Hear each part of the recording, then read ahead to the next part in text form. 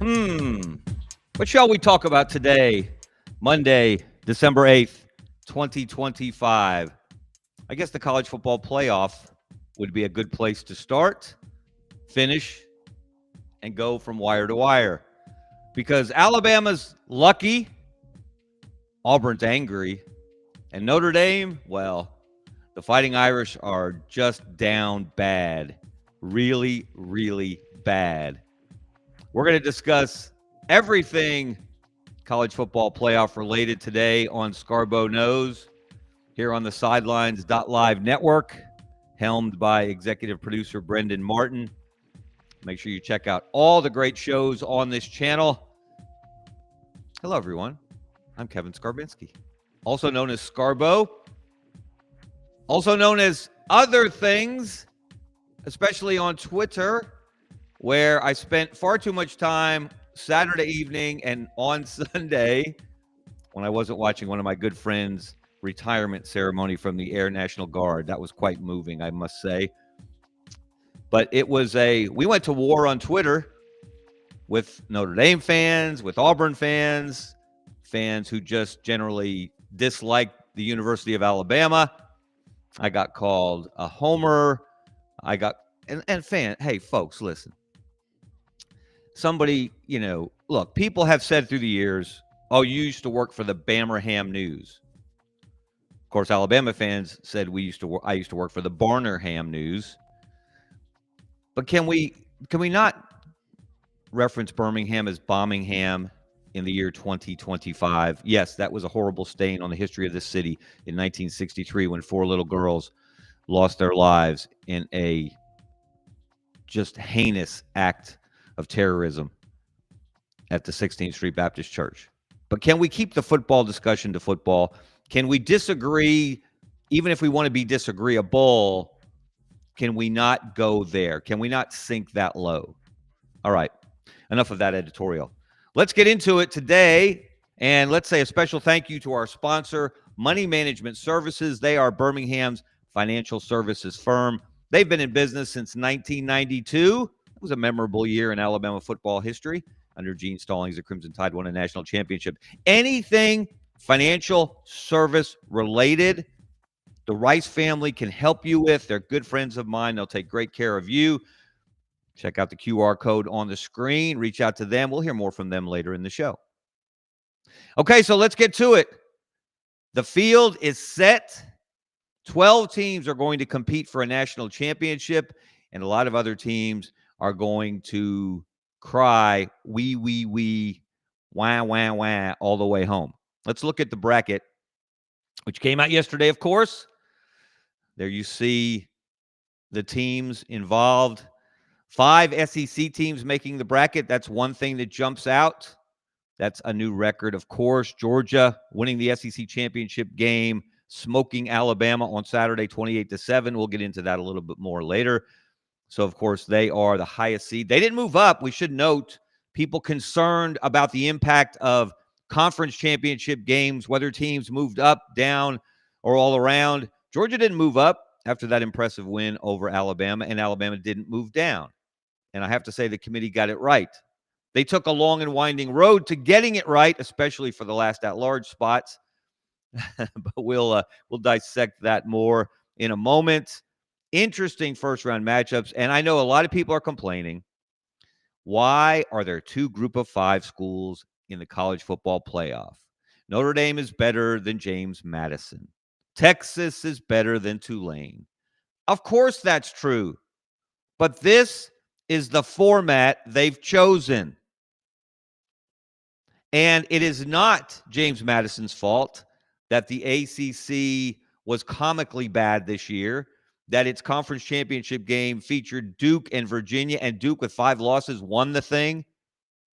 That wasn't an entertaining game. If you just like to watch good football, maybe not good or great football, but competitive football, dramatic football, that was a fun game to watch. Conference championship Saturday was really, really exciting, especially, well, not so much the SEC championship game, but the Big Ten gave us a 1 versus 2 matchup. That was probably the least significant 1 versus 2 matchup in college football history, given that both Indiana and Ohio State knew they were getting into the playoff.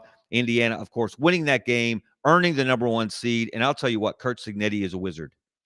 If you don't appreciate and respect the job that he has done at Indiana, you don't like sports, you don't like underdog stories, you don't like people. What he's done, to put this in perspective, I don't know, maybe this is a good analogy or not. Think of Auburn basketball under Bruce Pearl. Auburn was traditionally one of the worst programs in the SEC in that sport. Bruce Pearl took Auburn to not 1 but 2 Final Fours. Now, didn't get to a national championship game, didn't win a national championship. And Curt Cignetti has not done those things either, but he has put Indiana in position to do so in both of his seasons in Bloomington. At a true basketball school that has been a non-factor, a non-entity in the sport of college football. For him to turn that thing around and put it to the top of the playoff field at number 1, that's an all-time feat. I don't know if they're going to win it all. And we could see in the quarterfinals in the Rose Bowl, if Alabama can finally figure out a way to beat Oklahoma, while Oklahoma is in the SEC, they haven't done it the last 2 years, got embarrassed last year in Norman, and now they got to go back to Norman for that first-round playoff game on Friday, December 19th. If Alabama can find a way to win that game, they will play Indiana in the Rose Bowl on New Year's Day, which is the last place we saw Alabama in the playoff, losing to Michigan in the semifinals 2 years ago. But of course, there have been some things you can point out here. Why was Ole Miss 6? Why was Texas A&M 7? Big difference. Ole Miss hosting Tulane, Texas A&M hosting Miami. And we rail about television, particularly ESPN, a lot, and often with good reason. Someone needs to explain why on Saturday, December 20th, there will be a triple header of college football playoff games. We're going to get Miami and Texas A&M. We're going to get Tulane and Ole Miss, and we're going to get James Madison at Oregon. Why in the world would you make Miami, Texas A&M the first game of the day, kicking off at 11 a.m. Central Time, or probably a few minutes thereafter? That is the marquee game on Saturday, just as Alabama-Oklahoma is the standalone playoff opening game on Friday night. Why wouldn't you make Miami, Texas A&M a night game? Now, it is supposed to be an earned privilege to host a college football playoff game, and it is. Texas A&M deserves it.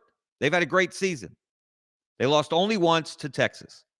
Now, they didn't play the most rugged schedule in the SEC. 7 of their 8 games in the conference were against teams that were in the bottom half of the conference. And the one team they played in the top half of the conference, Texas, took care of business. But put that aside. Texas A&M has a home playoff game. And I know the Aggies love it. And I know they'll be excited. No, they'll fill Kyle Field. The place will sway when they do the Aggie War hymn at the end of the third quarter. And it'll be a fantastic environment. It would be a better environment after dark. And it negates some of the home field advantage for the Aggies to play that game kicking off just after 11 a.m. local time. Okay, enough about that rant. We know what the bracket looks like. A lot of people think Georgia is going to win this thing. Some people riding with Indiana. Some people riding with Ohio State. Texas Tech's not getting enough respect. They took care of BYU. And BYU fans, you have no argument. And don't tell me Alabama lost its conference championship game and didn't move, and BYU lost its conference championship game in one-sided fashion, and they dropped. BYU played Texas Tech twice. BYU got run by Texas Tech twice. BYU was not competitive with Texas Tech in either game. Case dismissed. Meanwhile, Alabama played Georgia twice and went 1-1. Yes, Georgia trucked them on Saturday. It was one of those, it was like watching the inverse of all those Alabama championships in the past under Nick Saban, when Alabama, especially early, was known for joyless murder ball, pushing you around, and you were powerless to stop it. And that's what happened to Alabama on Saturday. But Alabama did beat Georgia. That game did happen on September 27th. It did happen in Athens, Georgia, on Georgia's home field where Georgia hadn't lost in years. That was one of the most significant victories of the college football season. And the entire season counts. And yes, I know, because many of you have reminded me, not that I needed reminding, that Alabama's season included a 2-touchdown loss to Florida State, which went 5-7 in a comically bad ACC. Yes, I'm aware. Thank you for the reminders. And yes, I'm aware that Alabama bookended its season by losing to Florida State on the front end and losing to Georgia in the SEC championship game on the back end. But you can't ignore the win over Georgia in Athens. In fact, you have to highlight it, and Hunter Yurachek and the committee did, and good on them. So let's get to the biggest debate about this field. Last in, first out. All right, I'm going to throw some numbers at you here, and I'm going to dive a little deeper in a moment, but let's just look at the basics. Okay, Alabama 10-3 because they played in the conference championship game. Miami didn't make it to the ACC championship game because of a convoluted tiebreaker situation. And Notre Dame, well, oh, that's right. Notre Dame doesn't play in a conference. About time that situation came back to bite them. We'll talk about that a little bit more later as well. So all three teams went 10-2 in the regular season. Alabama went 7-1 in the regular season in the SEC and then lost, of course, the conference championship game to Georgia. Miami was 6-2 in conference, and Notre Dame not applicable. College football ranking, of course, Alabama stayed at 9, where they were last week. Miami jumped to 10. Notre Dame fell to 11. And so since the cutoff for at-large teams is number 10, Alabama and Miami in, Notre Dame out, which was the absolute right decision for multiple reasons. Now, again, they took a ridiculous road full of potholes to get there, waiting till the last moment to value Miami's head-to-head win over Notre Dame, as they should have all along, which is why a lot of people are upset with the process. But the result was justified. Look at the strength of schedule. That is supposed to matter. Alabama, far tougher road to get to the playoff than Miami, or for Notre Dame to get into contention. Alabama with the number 6 strength of schedule. Miami, number 45 in strength of schedule. Notre Dame, number 44. Strength of record, closer, but advantage Alabama also. Number 10, Notre Dame had the number 13 strength of record. Miami, number 14. And in the FPI, which is one of those bizarre statistics that ESPN puts out, Notre Dame had the highest FPI. I'm not sure how or why, but they were number 3. Miami was number 7, and Alabama was number 8. And you look at those numbers between Miami and Notre Dame in particular, they're very close. Very close. So what do you do if all else is close to equal? You look and see if the teams played each other. And lo and behold, they did early in the season in Miami. And while the final score was close, I think it was a 3-point game, Greg McElroy correctly pointed this out on the post-selection show yesterday on ESPN. He did what the playoff committee said it did as well. Went back and watched the game to refresh his memory. And what he saw was that the game was not as close as the final score indicated. That Miami was the better team on both sides of the ball, up front on both sides of the line, and clearly a better team than Notre Dame. Now, you can say, but Notre Dame's a better team right now. Notre Dame's won 10 games in a row after starting 0-2 against Miami and Texas A&M. The two best teams that it played, by the way. Notre Dame's hot now. Notre Dame should be in because they're the best team of these three now. Alabama got smoked on Saturday. Miami didn't play on Saturday. Of course, neither did Notre Dame. But look at what they did in winning 10 games in a row. All right, Brendan. Next slide, if you will. Let's look at this last in, first out debate, part 2. Okay, let's drill down a little bit on these records versus playoff teams. The teams that actually got into the field, Alabama was 1-2. 1 win over Georgia, 1 loss to Georgia, and 1 loss to Oklahoma, which, by the way, folks, was a 2-point game. 23-21 was the final. Alabama outgained Oklahoma almost 2-1 in total yards. and the game swung Oklahoma's way based on 3 turnovers. Now, kudos to the Sooners. They created the turnovers. They took advantage of the turnovers. They won the game in Tuscaloosa. But it was a coin flip game. It was a one play here, one play there makes the difference kind of game. Miami did not play a team in the regular season that is in the college football playoff. This goes back to strength of schedule. And Notre Dame played 2 teams that are now in the college football playoff. How'd those games turn out? They lost to Miami, and they lost a heartbreaker by 1 point because they flubbed an extra point, and they lost that game to Texas A&M. But bottom line, they're 0-2 against playoff teams. Okay, how'd they fare, these 3 teams, against teams that finished in the College Football Playoff Committee's top 25? The one that matters most, Alabama was 2-2. Because Alabama, in addition to beating Georgia in the regular season, also beat Vanderbilt. They pulled away late to win 30-14. Vanderbilt finished number 14 in the final poll. You know what that means? That Alabama has 2 wins better than Notre Dame's best win, which was USC at number 16. Notre Dame was 1-2 against the final top 25. Miami only played 1 game against the final top 25, but it was against Notre Dame, and they won the game. Now let's drill down a little deeper. This is what I like to do in my spare time. I like to have fun with numbers, try to understand the justification for these rankings, try to come to my own conclusions on whether I think the committee got it right or got it wrong. And people talking about Notre Dame finishing strong, won their last 10 games. Look at what Alabama did down the stretch. Alabama was, what was the phrase someone used on one of the shows yesterday? Leaking oil. Accurate, apt. However, who you play has a little bit to do with your record, your performance, your appearance. Let's look at the final 5 opponents for Alabama, Miami, and Notre Dame based on their FPI rank. Alabama played they played LSU, and you can laugh at this. LSU is number 25 in the FPI. They played Oklahoma, 15. They played Eastern Illinois, not applicable. They're an FCS program. And they played Auburn, laugh at this if you will as well, number 26 in the final FPI. And, of course, they played Georgia, number 6. 25, 15, 26, and 6. Contrast that with Notre Dame. In their final 5 games, they played Boston College, number 87 in the FPI. Navy, number 70 in the FPI. Pitt, number 37. The best team that Notre Dame played in its final 5 games, Alabama played 4 teams better than that. Syracuse, number 100.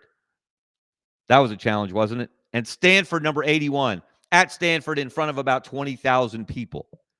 So don't come at me with Alabama struggled to beat 5-7 Auburn in the Iron Bowl in Jordan-Hare. First of all, tell me you know nothing about the Iron Bowl in Jordan-Hare without telling me you know nothing about the Iron Bowl in Jordan-Hare. Go back and check every other year, after every other year, after every other year, since that game's been played there in 1989. Some of the best Alabama teams, undefeated teams, Alabama's first national championship team under Nick Saban, needed a late touchdown drive, started with about 7 minutes left, scored with a couple minutes left or a minute and a half to beat Auburn in 2009. And that wasn't a great Auburn team, Gene Chizik's first year. Didn't have Cam Newton. He didn't arrive till later. But still, Alabama struggled. Beating a rival,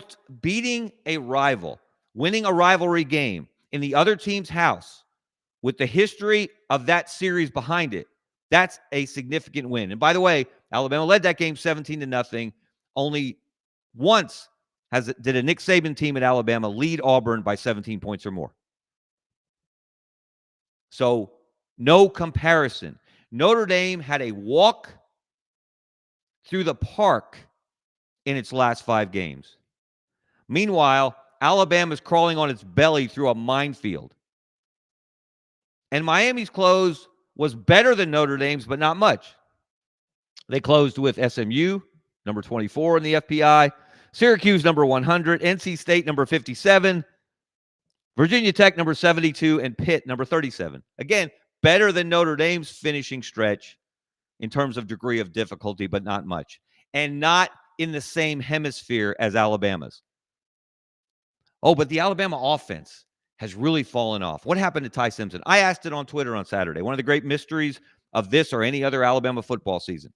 What has happened to Ty Simpson? Well, a lot of things have happened to Ty Simpson. He's taken a beating physically.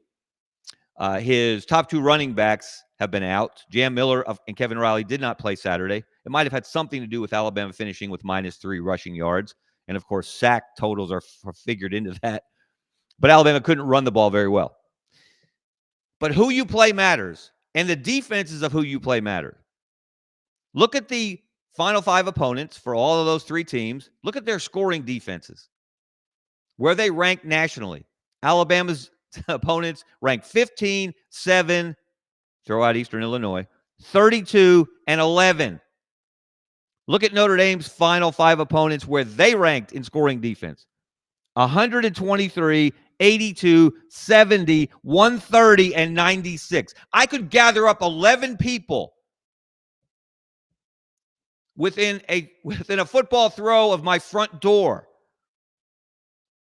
and put up more resistance than some of Notre Dame's Final Five opponents. I, of course, would play strong safety. Not for very long without needing medical attention. But you get the point. No comparison. Notre Dame, you cannot, as you have learned quite painfully, continue to live on service academies and ACC bottom feeders.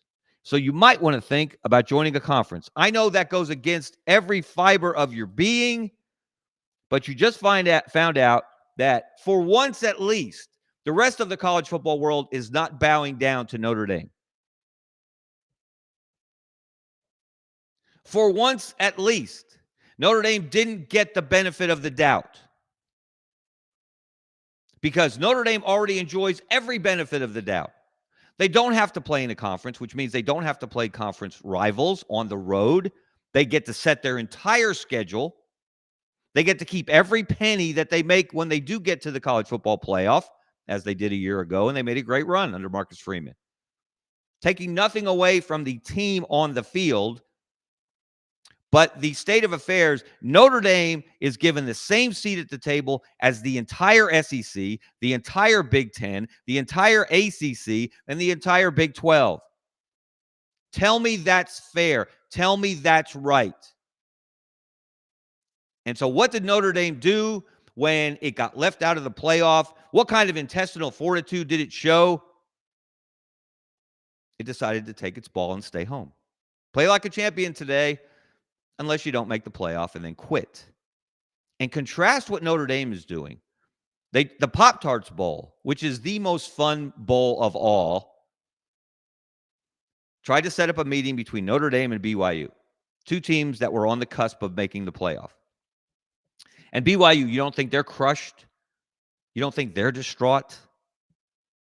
They lost 2 games to the same team. Now, again, they weren't close in either game. And that's really why they were on the outside looking in, and should be. But they were willing to play Notre Dame in the Pop-Tarts Bowl, and Notre Dame was not. And contrast Notre Dame's behavior with Georgia 2 years ago. You think Georgia 2023 wasn't crushed? They won the national championship in 2021. They won the national championship in 2022. They did not lose a game in 2023 until they got to the SEC championship game, and they lost a thriller to Alabama.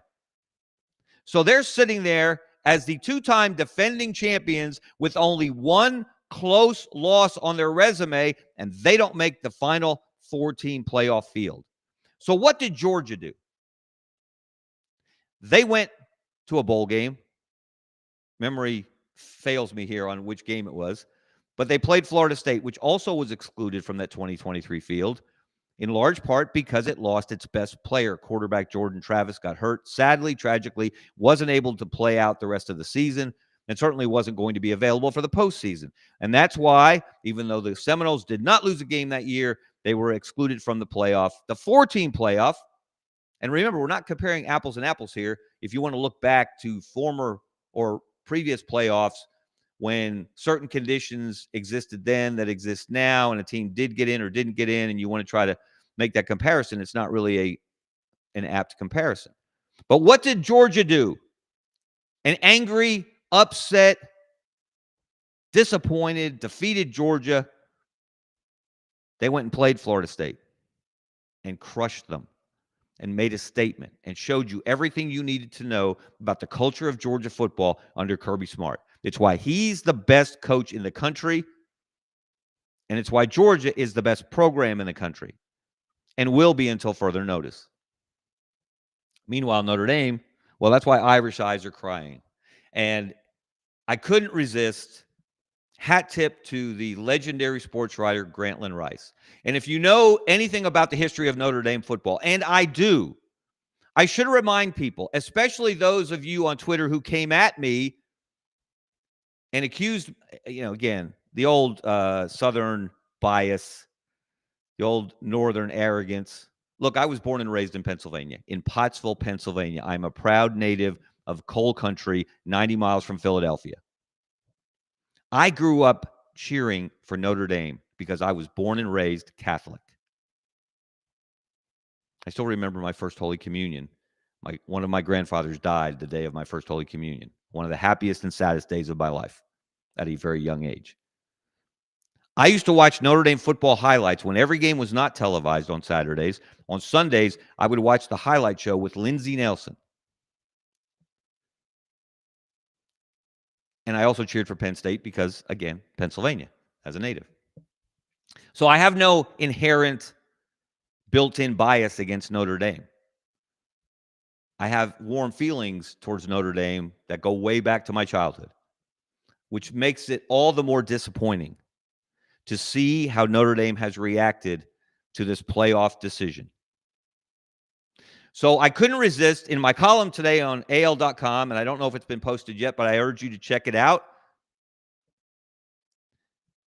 I had to blast back and flash back to one of maybe the greatest lead ever written after a college football game. Back in the 1920s, Notre Dame was a national power. Army was a national power. Notre Dame beats Army, may have been in Yankee Stadium. And Grantland Rice, the legendary sports writer, wrote, again, what may have been the best lead to a column after a college football game ever. I, of course, took the liberty of adjusting it and modernizing it. This is in my column today. Let's look at that full screen, Brandon.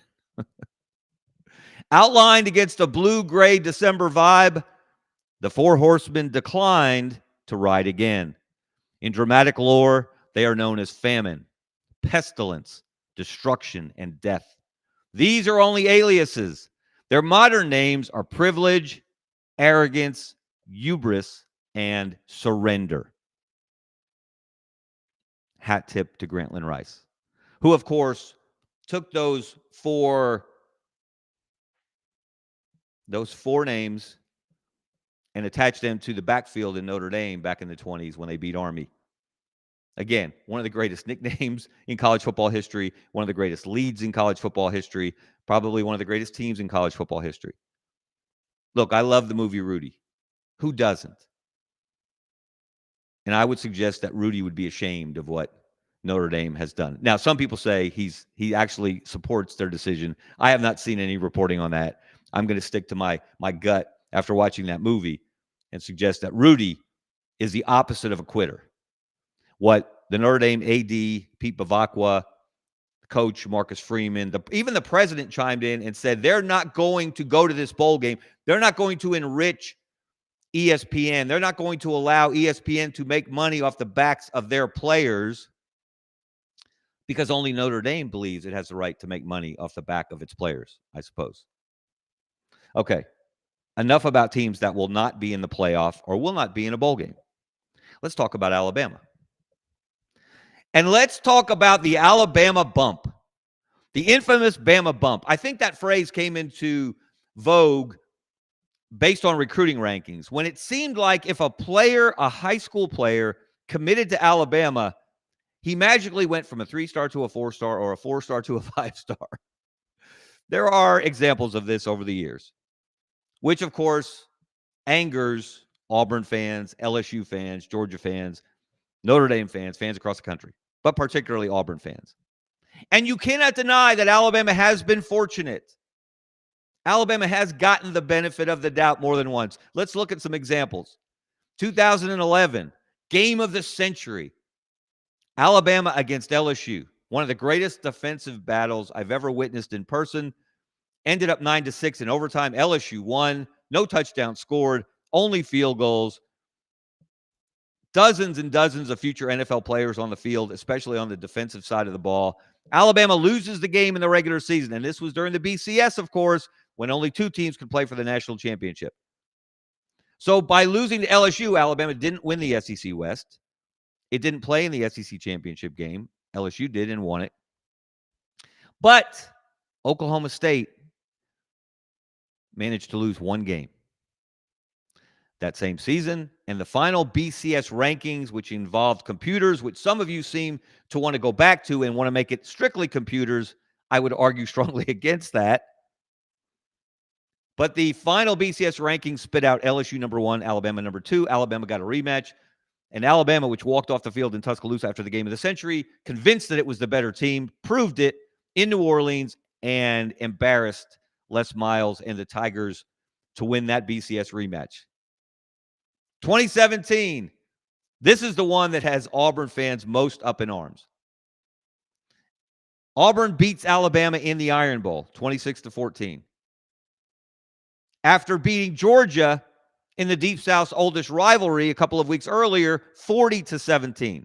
Now, those games were not exactly parallel.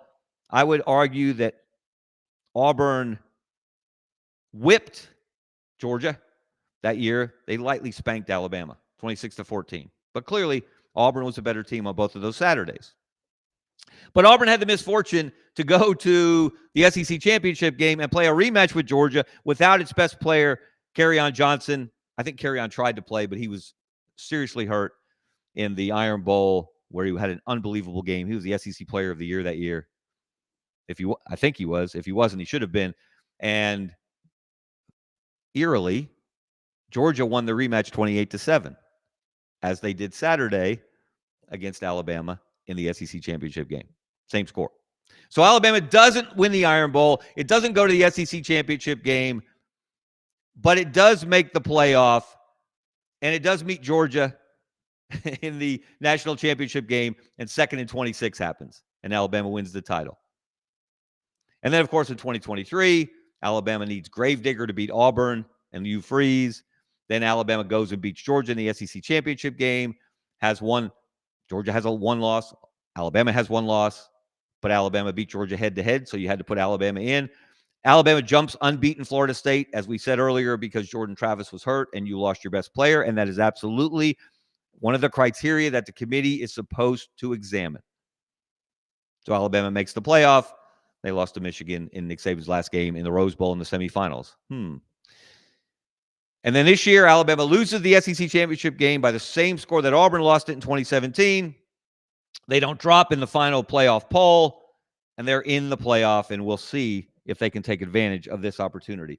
And at this point, let's talk about this Auburn discussion that many, many Auburn fans have come at me with on Twitter. Apparently, I have become the favorite son of Auburn fans on Twitter lately. Started with a basketball opinion that I thought Alabama basketball was better than Auburn basketball this season after seeing them play Purdue and Houston. Seems like that's been borne out since, but not going to pat myself on the back. However, Auburn fans are incensed. Well, look, they're generally incensed when good things happen to Alabama. And a lot of good things happen to Alabama. And Alabama does get the benefit of the doubt and often takes advantage of the benefit of the doubt. But there's no parallel here between 2017 and 2025. Yes, in 2017, Auburn beat Georgia. Auburn beat Alabama. Auburn had to play a rematch with Georgia in the SEC championship game, lost 28-7, and did not make the 4-team playoff. 2025, Alabama beats Georgia in the regular season, loses the rematch in the SEC championship game, 28-7, by the same score that Auburn lost to Georgia in 2017. You can't make this stuff up. And Alabama, of course, makes the playoff. Now, There are a number of reasons why this is not a fair parallel. You know what the final rankings were in 2017? The final playoff rankings that decided the playoff field. Clemson was number 1. They were 12-1 ACC champs. Oklahoma was 12-1. They were Big 12 champs. Georgia was 12-1. They were number 3. Alabama was 11-1. They were number 4. Number 5, Ohio State at 11-2. Number 6, Wisconsin at 12-1. Number 7, Auburn at 10-3.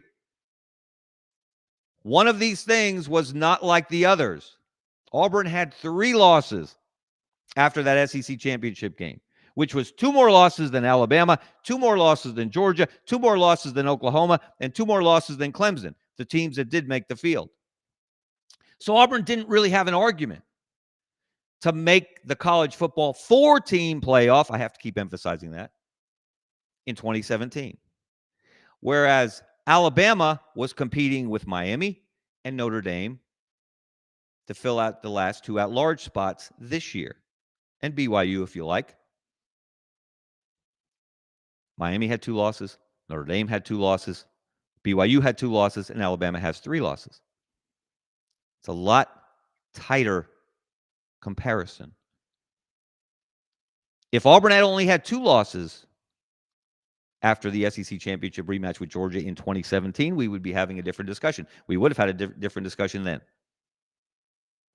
But that wasn't the case. So Auburn fans, stand down. Be happy with your new coach. And also, well, this is not going to give Auburn fans any solace. But I've been arguing this, and I think it proved to be true, that Auburn win for Alabama was significant. I know Auburn was 5-7. I know they fired Hugh Freeze as a result. I know they hired Alex Golesh as a result. They needed a change. They had a very bad season by record. They were 1-7 in the SEC. But Auburn played 4 teams that are now in the college football playoff. 4. They led Oklahoma in the fourth quarter. They were down by only 3 in the fourth quarter against Texas A&M. Both those games on the road. They led Georgia at halftime, and they were down by only 3 to Georgia in the fourth quarter. And after falling behind 17-0 to Alabama, they fought back to tie, and they were tied with Alabama in the fourth quarter. So they competed with playoff teams, which tells you Auburn's talent, which you already know, we all already know, was much better than its performance. And most of that falls on Hugh Freeze and his coaching staff. So, the Iron Bowl mattered. It is not easy to win it, particularly if you're Alabama going to Auburn. So that's another data point in Alabama's favor. So not all 5-7 teams are created equal. And by the way, Auburn, apparently from the reporting I've seen, has decided to opt out. They had a chance, even at 5-7, to play in a bowl game because there weren't enough 6-6 or better teams to fill out the bowl field, and Auburn declined, and you can't blame them. I have no issue with that. You've got a new coaching staff. You've got to retain your roster. You've got to get into the portal here at the beginning of the year in a month or so, less than a month now. So probably the right decision. Other schools made the same decision. But now let's turn our attention back to Alabama, because Alabama has been given an opportunity. They've earned an opportunity. It was interesting on Saturday evening after the SEC championship game, Alabama sent out a long list of talking points to key media members locally, regionally, nationally to make its case to get into the playoff. They were all valid. And one of the most important was player availability and player health. Obviously, Alabama's top 2 running backs didn't play in the SEC championship game. Alabama's starting tight end, Josh Cuevas, one of the most valuable weapons on that offense, has not played for weeks. He had a great game against Oklahoma. Then he got hurt. He's been out since. All of these players and many more, offensive linemen who've been banged up, they're expected to be as healthy as they've been in more than a month when they go to Norman, Oklahoma to play that game on Friday night, December 19th. So, why is this game important? Obviously, it's a playoff game. But Alabama is trending in the wrong direction in the postseason. Brendan, let's look at our final graphic for today, the Alabama drop-off. This is, of course, the 9th time that Alabama has made the college football playoff since the playoff debuted in 2014. No one else, of course, can match that. But let's look at the trend. In 2014, that first year, they lost the semifinal to Ohio State, which went on to win it all under Urban Meyer. 2015, Alabama wins the title. 2016, Alabama gets to the championship game, fires Lane Kiffin a week before with good reason, many reasons, none of which appeared in the ESPN documentary polishing Lane Kiffin's image. Alabama gets to that championship game but loses to Clemson. 2017, they get back to the championship game. They win it, 2nd and 26. 2018, they get back to the championship game. They lose it. Clemson smokes them, eventually pulls away. Trevor Lawrence has a great day.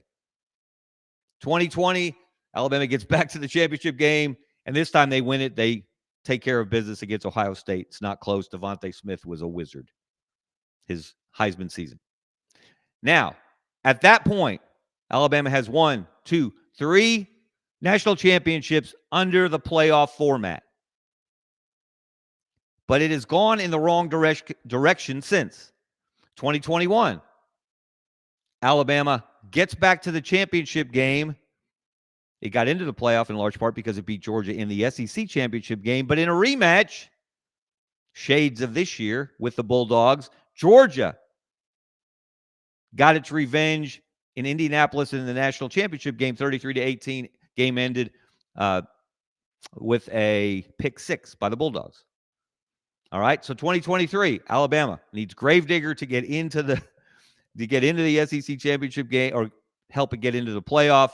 It beats Georgia in the SEC championship game. It gets some other breaks, as we detailed earlier, loses the semifinal to Jim Harbaugh and Michigan, which means for the first time since the playoff began, Alabama has lost its last 2 playoff games, the 2021 championship game and the 2023 semifinal.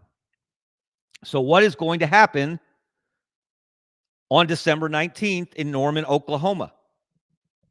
I don't know. It's a little early to make a prediction. We have plenty of time to do that, and we will. But we do know this. Since Oklahoma and Texas joined the SEC, Alabama has played Oklahoma twice, and Oklahoma has defeated Alabama twice. Last year, Oklahoma kept Alabama out of the end zone in a 24-3 victory, and in essence, kept Alabama out of the playoff. That gave Alabama its 3rd loss. And a 3rd loss last year kept Alabama out of the playoff. And yes, I know. Thank you again, all of you, for reminding me. No 3-loss team has ever made the playoff. That is absolutely true. In the long, long history of the 12-team playoff, which is now in its 2nd year, has ever made the playoff with 3 losses. Get used to it. So last year, Oklahoma knocks Alabama out of the playoff and embarrasses Alabama, really. Beats them 24-3. This year, as we've already detailed, very tight game. Alabama looked like the better team for long stretches. Almost a 2-1 advantage in total yards in Tuscaloosa, but 3 turnovers. And Oklahoma took full advantage, and Oklahoma won the game. And really, that's the primary reason Oklahoma is in the playoff. And the primary reason Oklahoma is at number 8 and Alabama is at number 9, and Alabama has to play at Oklahoma. And Brent Venables, the head coach of the Sooners, the defensive wizard, has been a thorn in Alabama's side for years. Going back to his days at Clemson as the defensive coordinator for Dabo Swinney, he was part of those 2 Clemson national championship victories over Alabama. He's now 2-0 against Kalen DeBoer and Alabama in SEC play. But the biggest game they will have played has yet to be played, and that will be December 19th. I can't wait for this playoff. We've got something old. We've got something new with Tulane and James Madison. We've got Indiana at number 1. We've got chaos. We've got controversy. which is what college football is all about. Can we all agree on that at least? Probably not. But hey, can't blame a guy for trying. All right, that's going to do it for us for today. I'm Kevin Scarbinsky, a.k.a. Scarbo. This is Scarbo Knows. Thank you so much for watching on the Sidelines.live network. If you're watching on YouTube, we encourage you to subscribe to the channel. It is Kevin Scarbinsky Scarbo Knows. Or if you're listening on Spotify or Apple Podcasts, wherever you get your podcasts, we appreciate your support. We appreciate your presence showing up and talking about this great sport of college football that we all love when we don't hate it. All right, I'm going to get out of here. Let's hear from our friends at Money Management Services. I hope everyone has a great day. See you. Since 1992, Money Management Services in Birmingham has provided individuals and business owners with trusted, fee-only financial advice.